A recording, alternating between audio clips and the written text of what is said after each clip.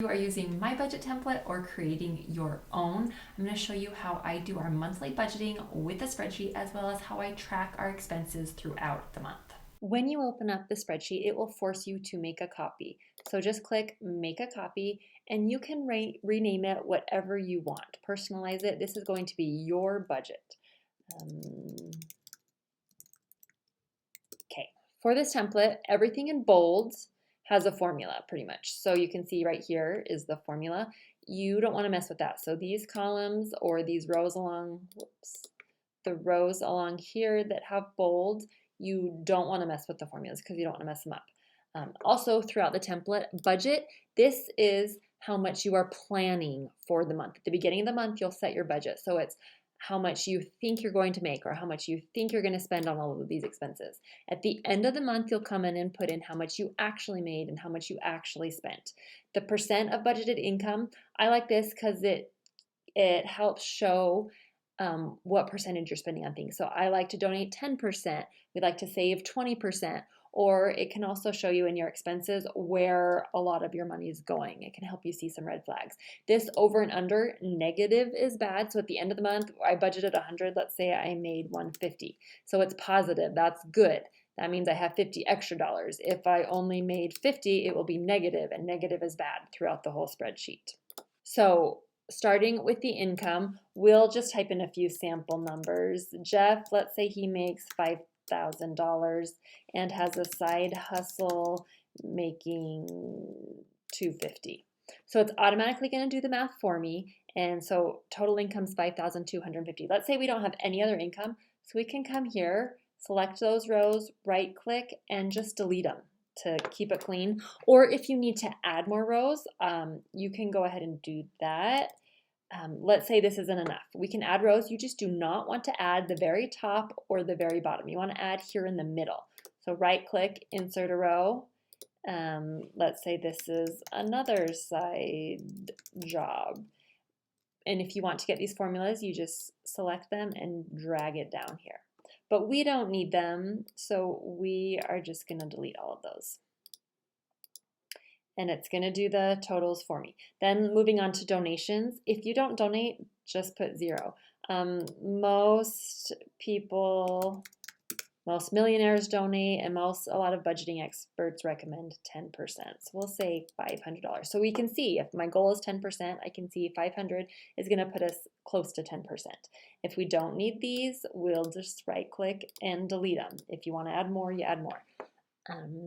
Rule of thumb has always been to donate 10%, try to save at least 20%, and then live off of 70%. If you have debt, rather than saving 20%, putting that 20% towards debt. And then if you can live off of less than 70%, that's more to go towards your debt, more towards savings or investing. There is no right or wrong. That's just what we have done. And I like seeing the percentages so I can see how we're doing with that. Now, moving on to expenses, you want to start with the most important, the necessities for life. Like you have to have somewhere to live, you have to have transportation, you have to have utilities, you have to have some food. So start with the ones you have to have, and then you move down to the ones that are more fun. So like rent and mortgage, you have to have somewhere to live. So let's put that in. So let's say 1,500. So this is where I like the percentage because I can see 28, 29%, that's kind of high because that doesn't include any of my utilities. So this helps to show red flags where I should try to reduce our expenses. And these expenses here are already pre-filled. If you don't have one, for example, if your health insurance comes out of your paycheck, just delete it or rename it and put something else there. Say we don't have identity insurance, we can rename it something else. Let's say we have cell phone insurance. I don't know. Just for example, just rename it, or you can completely delete the row. These are some very common ones. If you look in this next tab, expense categories, here are a list of a lot of expense categories. And at the very bottom, these are ones that a lot of people forget about because they might not be monthly. So those are just some to keep in mind. I will show you my key at the end for how I deal with these irregular expenses. But that's how we do. We budget what we think it's going to be. Electricity, we just had our heat kick on, it's wintertime, so our electric bill we know is going to go up, so I'll plan that for the month. and I scroll down. If we need to add more rows, we just come over here, right click, insert a row. But remember, we don't want to add right here or at the very top of the category because then it won't be included in the formula, and we can drag that down here. So fill that out, and then total expenses are going to be automatically calculated for you. If you're struggling with your budget, I'm a certified financial coach. I do one-on-one coaching, also group coaching to make it more affordable. If you're interested, check out the links down below or contact me and I will help you out.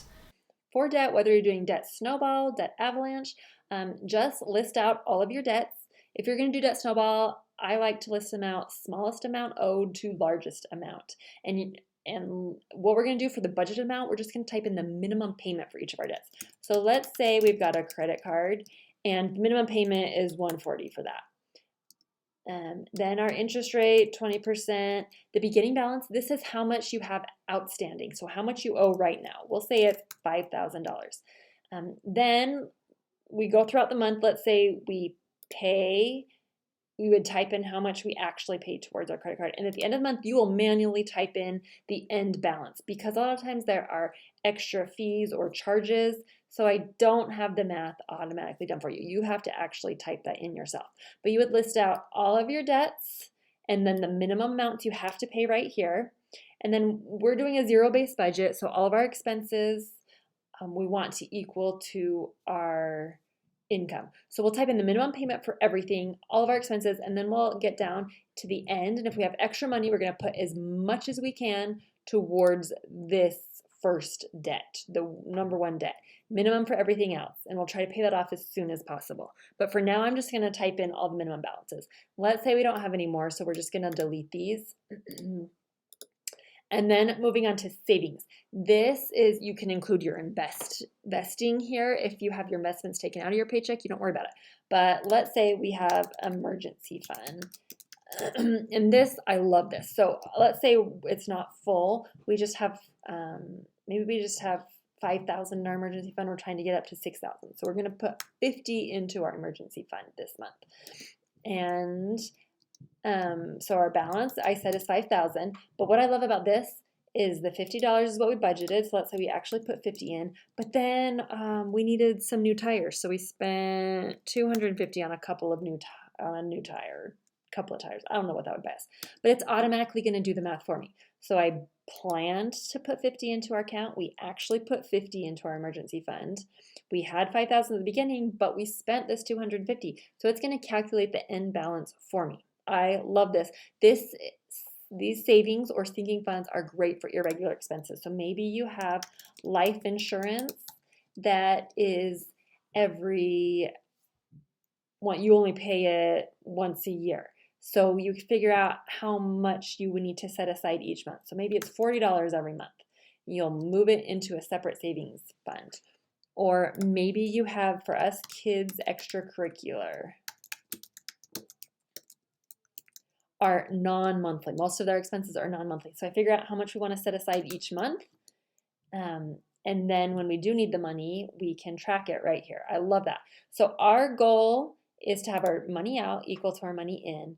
And this is going to tell us how much. So I still have almost $3,000.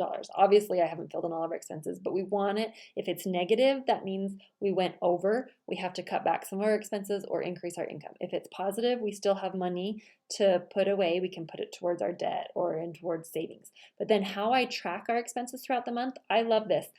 For groceries, so let's say our budget is $700 for the month for groceries. I'm just going to type in the $700 here. Then as I spend, let's say I go to Winco and I spend $54. It's going to track for me to show me how much I've spent and how much I have left for the month. So then I go to Sam's Club and I spend $140. I can see that I still have $506 left for the month. Now, I did not pre-fill these because it's going to vary a little bit. A lot of people, groceries is common, maybe gas. For us, it's our household expenses, like house maintenance, that we go through often, or maybe our kids' expenses. So you type, rename them whatever you want, put the amount you have available or amount you have budgeted, and then you just track it so you know how much is left. Now, at the end of the month, Once you've got it customized to you, I will duplicate it, rename it. So we're in November now. This will be for December. And then I like to delete all the numbers and start fresh from the new month. And I will show you exactly how I do it with these numbers. So, for example, for our savings, I am going to copy the end balance. So our end balance here was 4,800, or if I had more, I would do all of them. So I'm going to Control C or right click and copy. And then for the next month, this is going to be our beginning balance, but I just want the formulas. I'm going to right click, paste special values only. I don't want to do the formulas. I just want the numbers. So now I have 4,800. Let's say I budget 50 for this month. I actually put 50 in. It's automatically going to track everything for me. And all these numbers look funny until we add money. So let's say his income's 5,000. Then all the numbers will populate for you. If you are interested in that coaching, check out my links, contact me, and I would be happy to work one-on-one or in a group setting with you. Otherwise, make sure you're subscribed and hit the bell so you get notified of all my new videos. I share our monthly budget, our actual numbers for our family of 7.